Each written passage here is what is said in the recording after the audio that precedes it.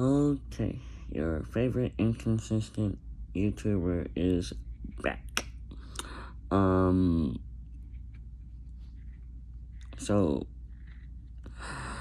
can we just talk about something? Because, I just thought about something. Because I was scrolling on TikTok and I saw something from, the 2012 Ninja Turtles.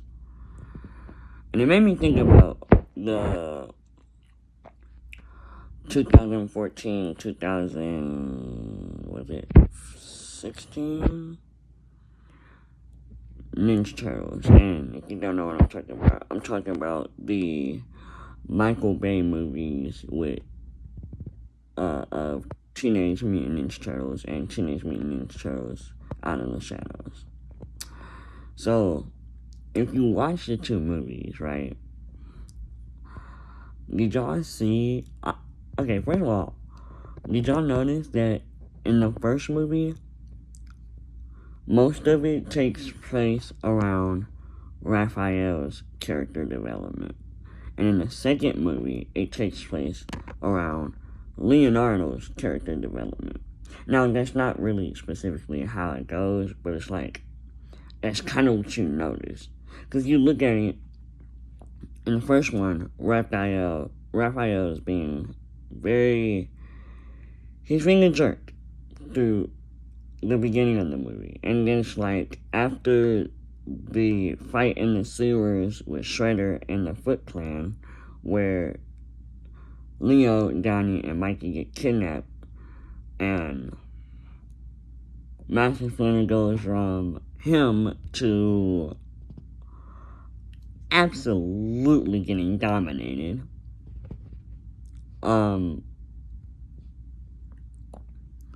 Right after that, you see Raphael go from angry jerk to now I gotta go save everybody.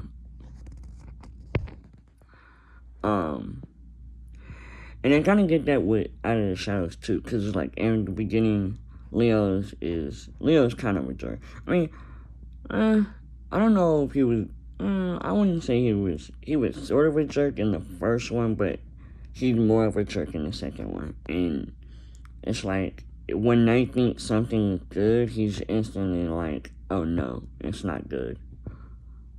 It's first of all, he started talking about his brothers to Master Splinter. Then he told Raphael that the only opinion that matters in the family is his. And then he told Donnie that even though Donnie was trying to give the purple ooze a chance to see if it would help them, he was oh no, Donnie, forget about it.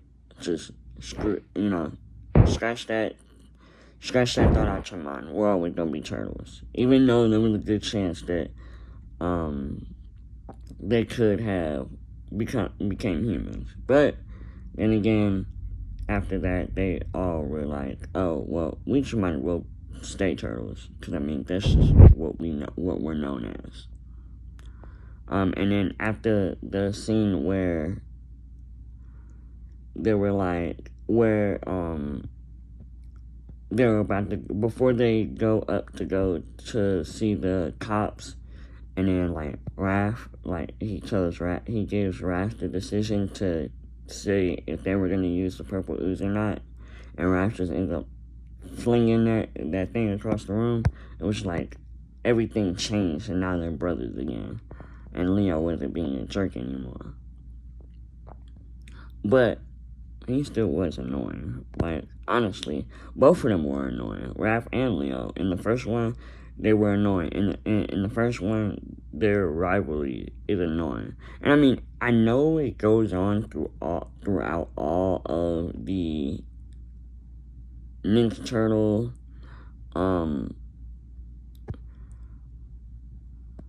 through all the versions of Ninja Turtles, it's usually always Leo and Raph having conflict with each other. But it's also I don't know, it was very excessive for the Michael Bay movies. I don't know.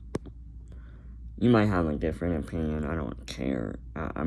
You can tell me your different opinion, but I really don't care. That's just how I see the movie. But yeah, I don't know. It was very excessive. It was very excessive with the rivalry between Leo and Raph. And on some points, I was like, yeah, I can agree with Raph on some of this stuff, and then other times I was like, oh, but I can agree on Leo with some of this stuff, because some of this stuff, it was kind of different.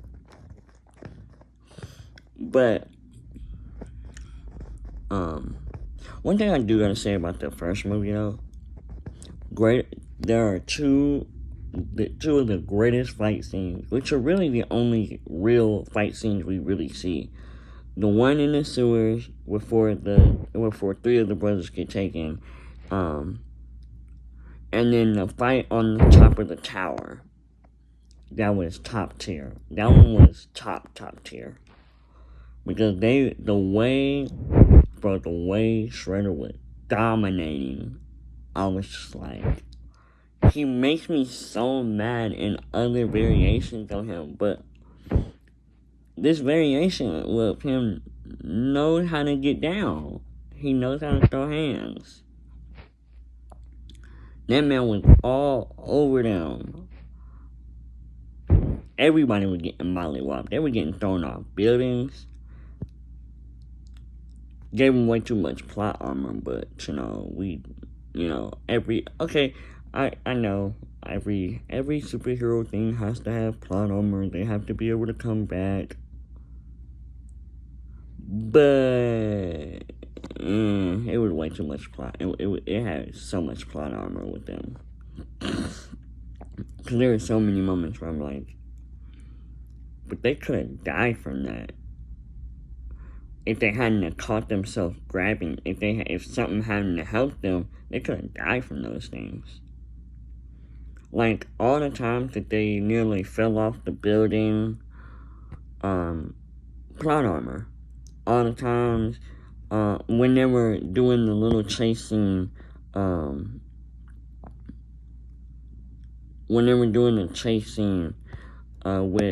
Karai and the foot soldiers, plot armor. Honestly. But, it's still made for a good movie, so, yeah. Me personally, that's not really their best variation. The best variation is either... Okay, top 3 greatest variations of Ninja Turtles.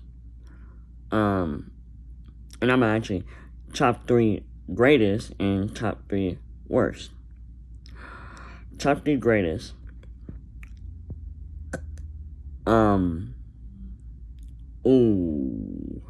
Because now that I think about it, there was also another great variation of it. Even though it wasn't a show, it was a comic, but it was a great variation of them. What would go? So I'm gonna have to say The Last Ronin is number 1. And that's a comic, not a show. But I don't care. That comic was great. I didn't read the comics. I actually found audio for they actually created an audio version of the comic for that, and I listened to I listened to all of the comics that were made for The Last Ronin, and it was a great listen. So I'm going to have to say Last Ronin is number 1. I'm going to have to say number 1, because I don't know why. That was kind of great. I'm going to actually say no. Last Ronin was probably number 2.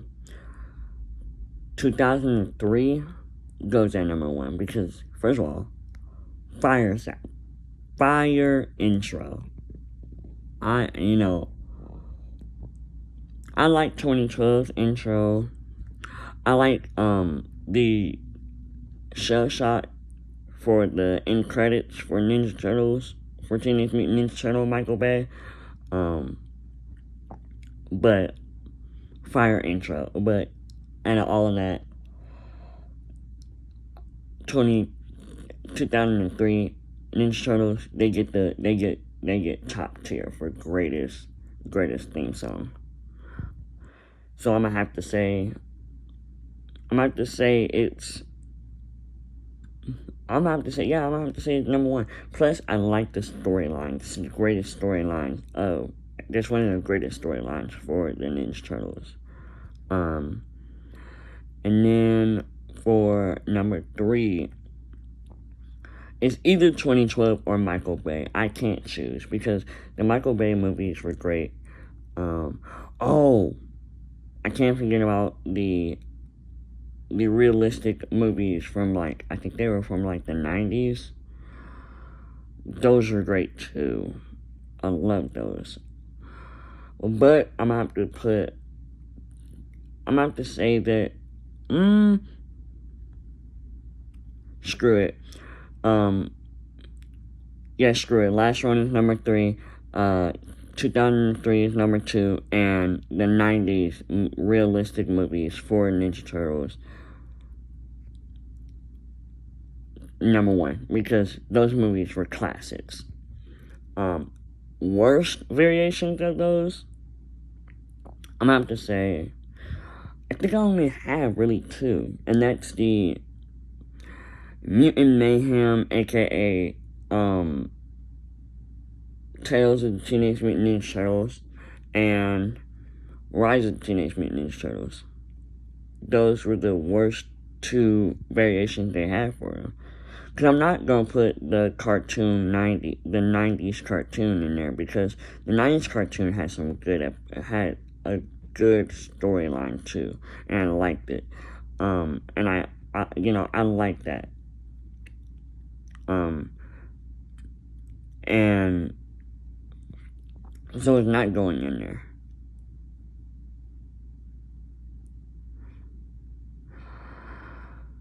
Actually, I might have to say that the 2007 movie. Because I liked the 2007 movie, but I didn't like it as much as I did. And so I'm gonna put that one in number 3, just because I don't hate it. It's more of I just didn't like. I liked it until we got to the part of after the Leo and Raph scene of them fighting in the rain, which greatest dialogue and greatest fight ever. But I didn't like it, so I didn't like the rest of the movie. I don't know why. I just didn't like it as much as I liked half the movie, hated the rest of it. I don't know why. But yeah. So I'll put that one in number 3, and then I'm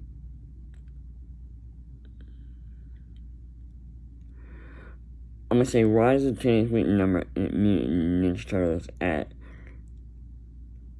number 2, just because I'm gonna still put it up there, just because the only thing I really liked about it was the theme song for it.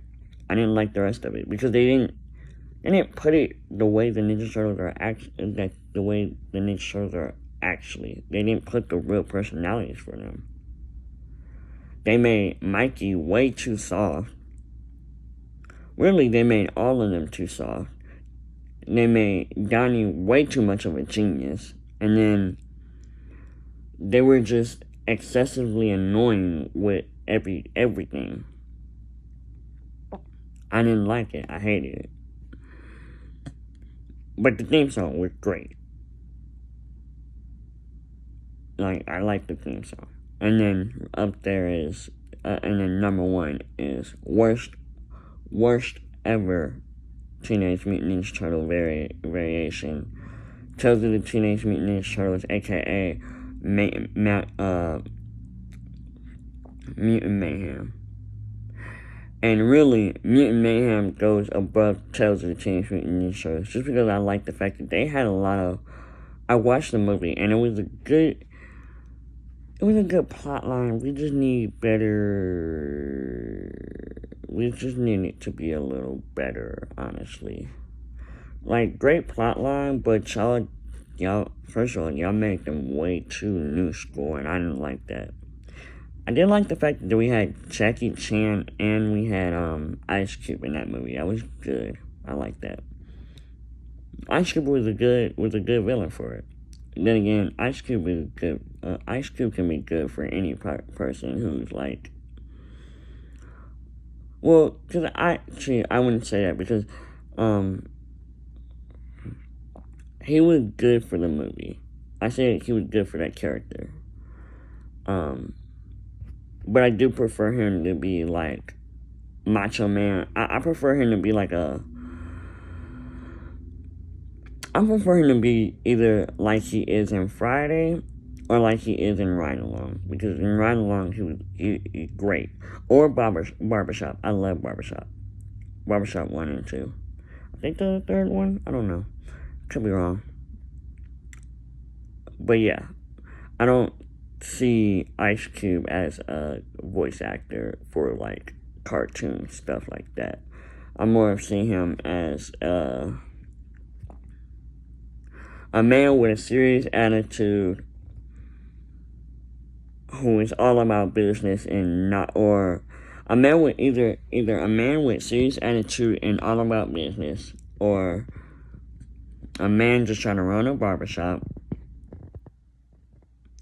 or a man who smokes weed with his best friend on the porch, laughing and hollering at girls that is way out of their league. But yeah,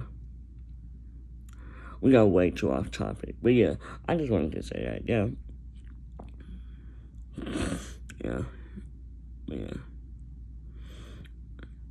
But anyway, that's all I wanted to talk about. I'm gone.